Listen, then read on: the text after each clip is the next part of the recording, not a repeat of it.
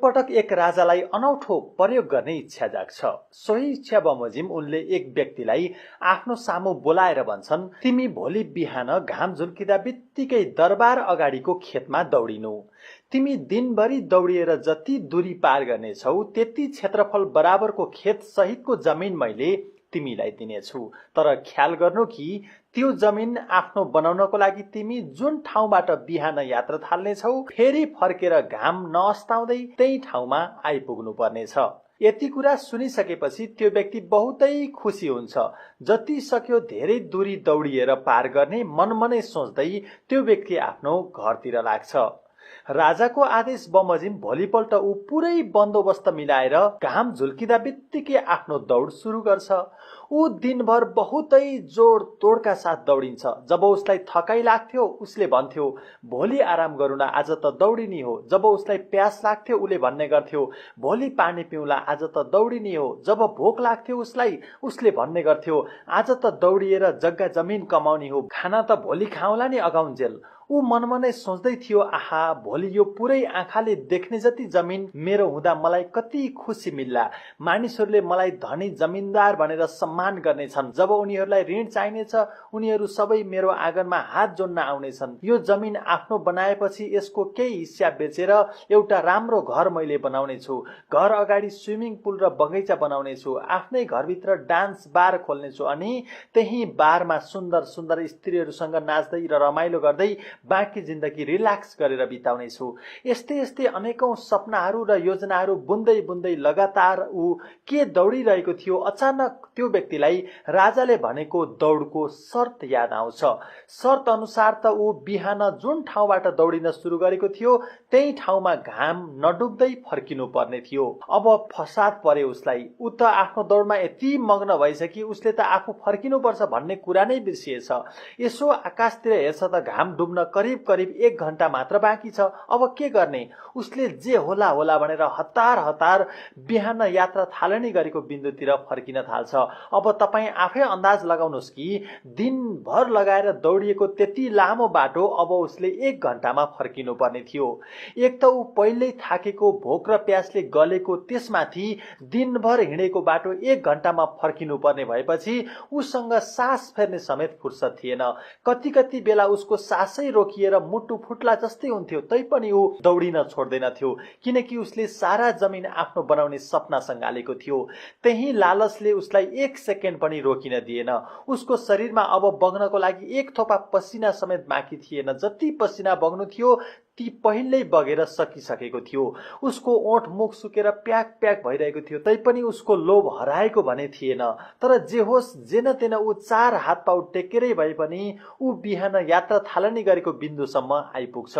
त्यो ठाउँमा उसलाई उसले दौडिएर कमाएको जमिन उसको नाममा पास गरिदिनको लागि राजा पर्खिएर बसेका थिए। तर अफसोस जब ऊ त्यो ठाउँमा के आइपुगेको थियो, अत्याधिक थकानको कारण ऊ त्यही ठाउँमा बेहोस भएर लड्छ र एकैछिनमा थाहा हुन्छ कि हार्ट अट्याक भएर उसले सदाको लागि यो संसार छोडिसकेको हुन्छ। अनि उसलाई राजाले त्यही बिन्दुमा चिहान खनेर गाड्न लगाउँछन्। यो सब कुछ देखेका राजाका मन्त्रीहरूले मनमनै भन्छन्, बिचारा यो मान्छेले दिनभरि दौडिएर सारा जमिन आफ्नो बनाए भनेको त उसले त केवल चिहान बराबरको जमिन पो आफ्नो बनाएको रहेछ। धेरै जसो मानिसहरूको नियति पनि यही कथाको अभागी पात्रको जस्तो छ। उनीहरू जिन्दगीभरि भोलि मजाले सुखको जिन्दगी बाँचौला भनेर मरिमरि काम गर्छन्, तर उनीहरूले सोचेको दिन कहिले आउँदैन। बरु त्यो दिन आउनुभन्दा अगावै मृत्यु उनीहरूलाई लिन आइपुग्छ। आधा जिन्दगी मान्छेहरू आफ्नो स्वास्थ्य बिगारी बिगारी धन कमाउँछन् र बाँकी आधा जिन्दगी बिग्रिएको स्वास्थ्य उपचार गर्दा गर्दै बिताउँछन्। यसर्थ जीवनमा पैसा पैसा भन्दै धन पैसाको पछाडि मात्र अन्धो भएर नभाग। आफ्नो परिवार आफ्नो स्वास्थ्यको पनि ख्याल गर्ने गर, किनकि जुन दिन तिमी बिरामी पर्नेछौ तिमीले कमाएको धन तिम्रै बिग्रिएको स्वास्थ्य ठिक पार्नमा सकिनेछ। 2 लाखको बाइकमा तिमीले कहिल्यै मट्टी तेल राख्दैनौ किनकि तिमीलाई डर हुन्छ कि यसले बाइकको इन्जिनलाई खराब गर्न सक्छ। जाबो 2 लाखको बाइकको त्यत्रो चिन्ता छ तिमीलाई, तर तिमीले आजसम्म कहिल्यै चुरोट, रक्सी, गुटखा, खैनी मुखमा हाल्नुभन्दा अगाडि सोच्यौ कि यदि मुटु, कलेजो, फोक्सो खराब भयो भने नि तिम्रो अमूल्य शरीरको पनि त्यति नै ख्याल गर जति तिमी आफ्नो मोबाइल, बाइक अथवा गाडीको ख्याल गर्छौ। गाडी, मोबाइल, बाइक त तिमी अर्को पनि नयाँ किन्न सक्छौ, तर निरोगी र स्वस्थ शरीर कहिले किन्न सक्छौ? आज तिमी 2-4 पैसा बचाउने लोभमा कमसल खालको खानेकुरा खान्छौ, गुणस्तरहीन सामग्री प्रयोग गर्छौ, कामदार वा खेताला राखेर सम्पन्न गर्न सकिने काम पनि आफै सकी नसकी गर्न तम्सिन्छौ। सधैँ हतार, सधैँ तनाव। चाहे जतिसुकै हतार किन नगर, के तिमीले कुनै मान्छे आफ्नो चिहान भन्दा टाढा पुगेको देखेका छौ? एउटा कुरा सधैँ याद राख, तिम्रो घरमा खाना पकाउनको लागि तिमीले कामदार पनि राख्न सक्छौ, तिम्रो घरमा लुगा धुन र भाँडा माझ्नको लागि पनि तिमीले कामदार राख्न सक्छौ। तर जुन दिन तिमी बिरामी पर्नेछौ, के तिमीले तिम्रा लागि अस्पतालमा बिरामी बनेर सुतिदिनको लागि कसैलाई खेताला राख्न सक्छौ? के तिमीले कसैलाई तिम्रा लागि दुखाइ सहिदिने कामदार राख्न सक्छौ? के तिमीले कसैलाई तिम्रो सट्टामा चिहानमा जल्नको लागि पैसा तिरेर खरिद गर्न सक्छौ?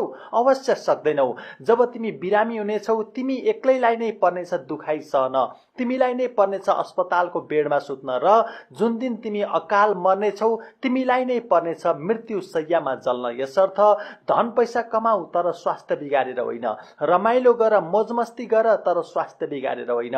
खाऊ मिठा मिठा परिकारहरू, तर स्वास्थ्य बिगारेर होइन। साह्रै मूर्ख नबन। एकचोटि हेर आफैलाई, तिमी बाँची बाँची मर्दैछौ कि मरी मरी बाँचिरहेका छौ? म त चाहन्छु म मरी मरी नबाँचु, बरु बाँची बाँची मरौँ। सधैँ याद राख जिन्दगीका दिमाग हल्लाइदिने सत्यहरूलाई। जुन दिन तिम्रो मृत्यु हुन्छ, तिम्रो पैसा बैंकमा नै रहन्छ। तिमी जिउँदो हुँदा लाग्छ कि तिमीसित खर्च गर्न पर्याप्त धन छैन। जब तिमी जान्छौ तब धेरै धन पैसा खर्च नगरिकन बचेर रहन्छ। धेरै आवश्यक छ कि अधिक धन आर्जन गर्नुभन्दा अधिक जीवन बाँच्न सिक। विश्व संगीतको इतिहासमा सर्वाधिक सफल गायकहरू मध्ये एक गायकको रूपमा एल्भिस प्रिस्लेको नाम लिइन्छ। 20औं शताब्दीमा उनले आफ्नो गायन मार्फत अकुत सम्पत्ति कमाएका थिए। एल्भिस प्रिस्ले आफैमा बहुतै सुन्दर थिए। युवतीहरूको दृष्टिमा एल्भिसका अगाडि माइकल ज्याक्सन पनि फिक्का लाग्ने गर्थे।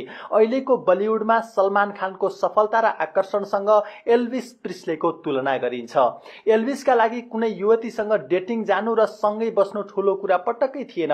त्यो बेलाका सुन्दर र चर्चित युवतीहरू पनि एल्भिससँग रात बिताउनुलाई गौरवको विषय ठान्ने गर्थे। यहाँसम्म कि कतिपय युवतीहरूले त आफू रातारात सेलिब्रिटी हुनकै लागि पनि आफ्नो प्रेम सम्बन्ध प्रिस्लेसँग रहेको कुरा दावी गर्ने गर्थे। यही सफलताको बीचमा प्रिस्लेको दिल आन ब्युलिन नाम गरेकी युवतीसँग बस्न पुग्यो। उनी प्रिस्लेकी फ्यान थिइन्। जसै आनसँग प्रिस्लेको विवाहको खबर छापियो, अर्को दिनको पत्रिकामा दुईवटी युवतीले आत्महत्या गरेको खबर समेत सार्वजनिक भएको थियो। यहीबाट आकलन गर्न सकिन्छ कि एल्भिस प्रिस्ले कति प्रसिद्ध र लोकप्रिय थिए भनेर। तर यस्ता अतुलनीय नायक गायक एल्भिस प्रिस्लेले साह्रै मन पराएर विवाह गरेकी श्रीमतीले विवाह गरेको 5 वर्ष नपुग्दै उनलाई डिभोर्स दिइन्। यति सफल, यति धनाढ्य, यति सुन्दर पुरुषसँग विवाह गरेर पनि किन उनले आफ्नो श्रीमान एल्भिस प्रिस्लेलाई छोड्ने निर्णय गरिन् त नि भनेर जब अदालतकी एक न्यायाधीशले सोधिन्, तब एल्भिस प्रिस्लेकी श्रीमतीले जुन जवाफ दिइन् त्यसले आज हाम्रो जिउमा काँडा उम्रिन्छ। उनको जवाफ थियो, हो म मान्छु प्रिस्लेसँग सौन्दर्य छ, पैसा छ, प्रसिद्धि छ, तर ती सबै कुरा हुँदाहुँदै पनि मैले उसलाई डिभोर्स दिन बाध्य भएँ, किनकि उसँग मलाई दिने समय भने छैन। म फेरि दोहोऱ्याउँछु, हो म मान्छु प्रिस्लेसँग सौन्दर्य छ, पैसा छ, प्रसिद्धि छ, तर ती सबै कुरा हुँदाहुँदै पनि मैले उसलाई डिभोर्स दिन बाध्य भएँ, किनकि उसँग मलाई दिने समय भने छैन।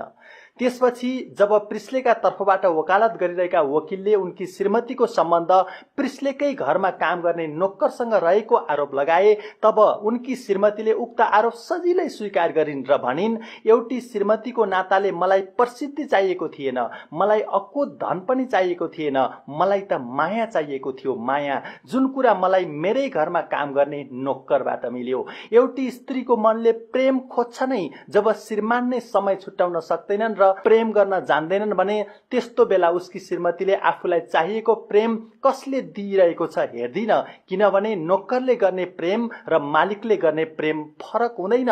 प्रेम प्रेम नै हुन्छ। प्रिस्लेकी श्रीमतीको यस्तो जवाफले अदालतमा उपस्थित सबैजना स्तब्ध हुन्छन्। यसरी एल्भिस प्रिस्लेलाई छोडेर उनकी श्रीमतीले कानून बमोजिम नै एल्भिसको आधा सम्पत्ति लिएर आफ्नै घरमा काम गर्ने नोक्करसित बिहे गरिन्। आनसँगको बिछोडपछि एल्भिस ड्रग एडिक्ट भए र केही वर्षपछि उनको मृत्यु भयो। एल्भिस प्रिस्लेको मृत्युपछि त्यो नोक्करले भन्यो, म हमेसा सोच्थे कि म आफ्नो मालिक प्रिस्लेको लागि काम गर्थे, तर अब दिमागमा आयो कि मालिक पो हमेसा मेरो लागि काम गर्दो रहेछ।